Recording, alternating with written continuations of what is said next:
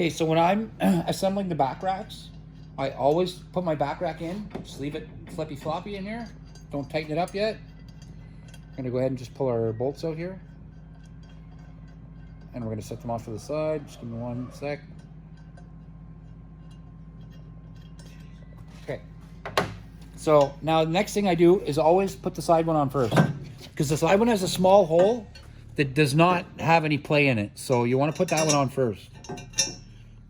So we'll put our bolt through, get it started in the hole.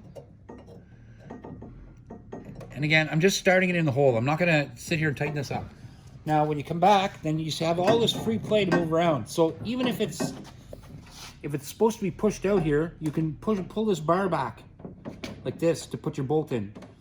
See? So I pulled it back so it'd match, but you see down here, it's not matching down there. I'm still gonna be able to match it by just forcing it over like that once I put my first one in the front, okay? That's how you install the back rack.